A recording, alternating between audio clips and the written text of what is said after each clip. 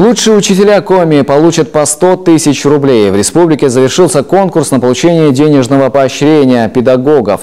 Участие приняли учителя из 16 муниципалитетов региона. 25 педагогов оказались победителями. Таисия Шляхтина подробнее.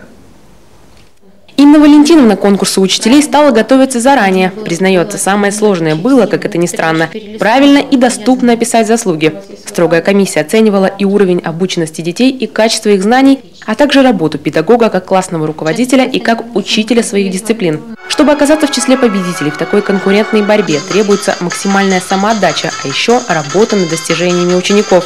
Каждый критерий должен быть описан и предоставлены официальные какие-то документы. Это или справки, или дипломы, грамоты, награды детей, какие-то достижения. То есть все должно быть обязательно чем-то подтверждено. Не должно быть голословно ни один из представленных критериев.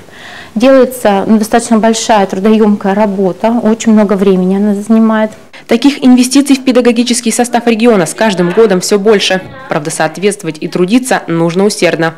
Сейчас существуют не только конкурсы и гранты, но и различные надбавки. К примеру, учителя русского и математики ежемесячно в течение года после ЕГЭ будут получать надбавку в размере 3000, если все их выпускники пройдут через пороговый балл. Учителя первой категории получают 45% к заработной плате, надбавку, и учителя высшей категории получают 60% к заработной плате. Это ощутимая очень надбавка, поощрение, поэтому сейчас на самом деле труд учительский стимулируется, и очень стимулируется основательно. И хотелось бы, конечно, чтобы все-таки не отдельные учителя, а многие учителя, естественно, повышали свою квалификацию. Поддержка молодых педагогов оказалась и в повышении престижа профессии. Долгое время конкурсное педагогическое направление был значительно ниже других. Многие шли не работать в школе, а просто получать диплом. Ситуация в корне поменялась, когда глава Коми принял комплекс мер для повышения привлекательности профессий. Будущих педагогов в Сыктывкарском университете сейчас почти половина.